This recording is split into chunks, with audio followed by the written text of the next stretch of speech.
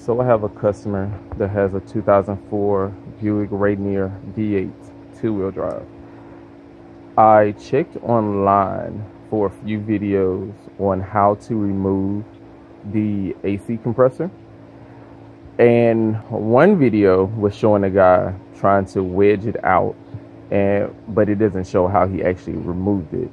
And then I had another video I saw that said, well, you may not be able to see it here, but once I get further into it, you'll see what I'm talking about. But he had mentioned that there is the top bolts to the AC compressor.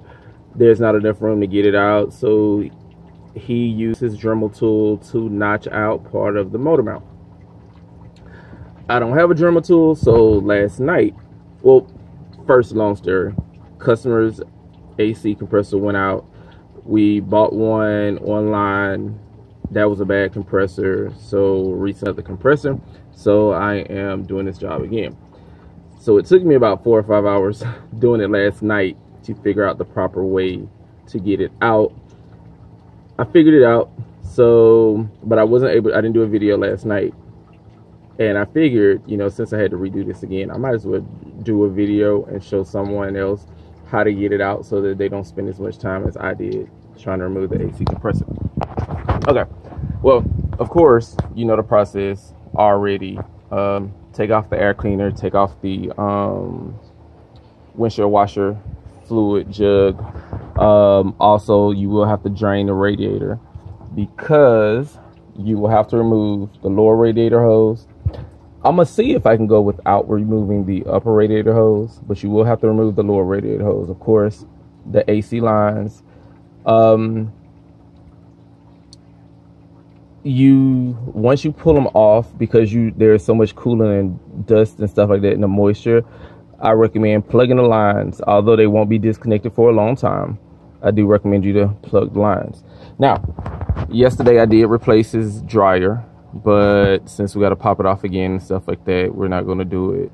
We're not going to replace the dryer again. But like I said, I'm going to block off all the lines to try to do my best to prevent moisture and dust from getting inside of it. Then, of course, I'm going to pull a vacuum on it later. But as I said, you go ahead and remove those things. At the bottom, I just already went and disconnected the wire going to the AC compressor. That is, if you can see it, that's there. The bolts that hold the AC compressor on are all four of them are 15 millimeters. So I'm gonna go ahead and break those loose, and then I'm going to evacuate the AC system.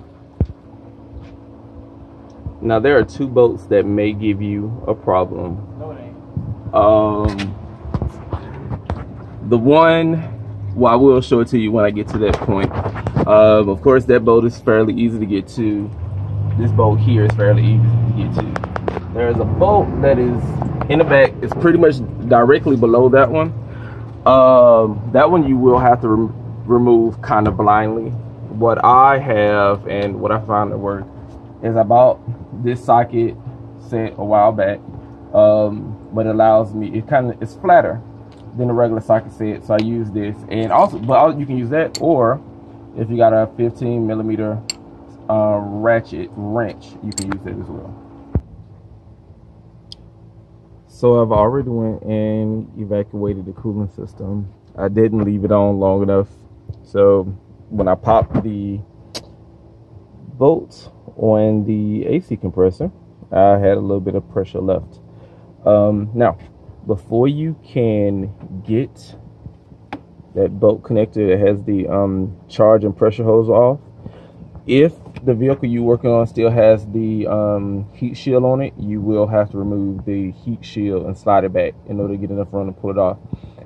It's held on with it's a 10 millimeter there, and let's see if I can light it up. There's a 10 millimeter there as well. Now, actually, let me rephrase that. There's actually three. There's a third one that's behind this flap that's there. But on this car, it was well, you know, it had become seized in it. So when I tried to remove it, it had broken off. Okay, so now to the part where it was stumping quite a few people, and it got me as first, because my original thing of trying to do was to take out these bolts, and I had removed them, but they don't come all the way out because of the coil spring. Then I realized there's another bolt in it, so that didn't work. But if you look under here, these two bolts here, these are both 15 millimeters. Once you remove those bolts, you can jack up the side of the engine, which, well, let me remove those bolts and then I can show you what I was talking about. Okay, so once you remove those two bolts, what you'll then have to use is floor jack. Put a piece of wood on it. That way you can safely lift it on the oil pan. Now you're not trying to jack the car up, but you just want to jack it up enough to start lifting the engine. And as you see, I still have to remove the shield, but I think you can see the bolt. You'll now see that the rear bolt is becoming more visible. Now, in the process of jacking it up as well, you do have to pay attention to the top, because it will come in contact with the firewall. So you do want to be mindful of that. But like I said, once you get the heat shield once you remove those bolts from the heat shield, you can move it up out the way. And now when it comes to, well, see if I can get you a clearer view. Okay, so I'm still have to remove these two, the heater hoses. But now when you go into taking this bolt out, it will come straight out and you don't have to worry about it hitting up that bracket. But I'm gonna show you the part that it hits on once I get the other things out of the way. Okay, so this is the AC compressor removed. The bolt that resides here, so the AC compressor, this would be like if you was looking at it from the top. The bolt that sits here, this bolt has to be removed. You can only pull it out when the compressor's out. So that being said, remember when you put that new AC compressor in, just put this bolt back in before you get it fitted, otherwise you will not be able to get this bolt in. But the one that everyone seems to have issues with, and like I said, when you jack up the engine, you don't have to worry about it, is this little notch right here. Like I said, there's a video that I saw, and the guy, he grinded it down and then it allowed him to get it out. But even if he did that, I have no idea how he would have been able to snake it out of here. Because doing two things, taking those two nuts off and jacking the engine up, allows you to clear this notch, but it also gives you enough room to snake the compressor out. Now, yesterday I removed the top transmission cooler line,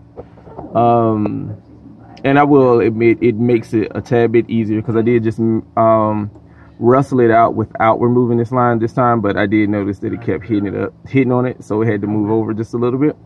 So you can definitely take this off to make your job easier. But that's about it. I'm not gonna record anymore until the job is finished, because like I said, that was the biggest issue that I had, was trying to get clearance of this bolt. And as I said, I didn't see anybody with a video showing how to do it. So I'm just gonna clean this up and then put some new oil in the compressor, bolt it back up, and check for leaks. Not sure if you can hear me over the noise, but it's back together. Now I'm just pulling a vacuum on the system, you know, to make sure all the moisture is out of it, and to make sure I got everything sealed up tight. I got this little kit right here at AutoZone. I think it was like $99, stuff like that. I actually want to get an electric pump only because I don't have to worry about this loud ass compressor running in the background. But as I've looked it up, this one actually flows more than the electric vacuum. The electric vacuum pumps I've seen. Go figure.